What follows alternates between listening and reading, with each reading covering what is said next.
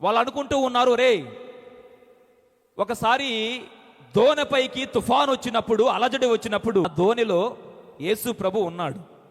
ఎవరున్నారు? యేసు ప్రభు ఉన్నాడు. ఇప్పుడు యేసు ప్రభుల వారు మన దోణిలో లేడు.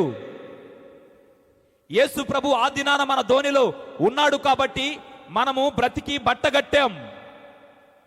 ఇప్పుడు యేసు ప్రభు మన దోణిలో లేడు కదా, భయంకరమైనటువంటి పెను ప్రమాదం మన పైకి ముంచుకొస్తూ ఉంది. మనము ఆ దరికి చేరక మునిపే, మనము వెళ్ళవలసినటువంటి తీరానికి వెళ్ళక మునిపే, ఇదిగో ఈ సముద్రములో మన ప్రాణాలు మనము కోల్పోవాలి అని శిష్యుల హృదయములో భయం మొదలైంది. దేవుని ప్రజలారా, ఈ శిష్యులందరూ ఎవరు? పరిశుద్ధులు. ఎవరమ్మా? పరిశుద్ధులు.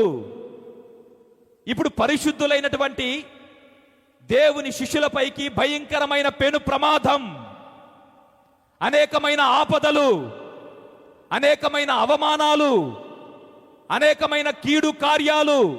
వాళ్ళు అనుకుంటూ ఉన్నారు, ఇక రేపటి దినాన మనము చూడలేము, రేపటి దినాన్ని మనము కన్నులారా చూడలేము.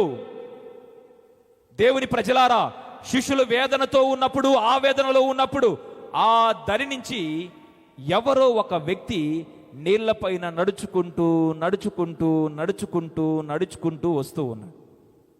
గమనించండి,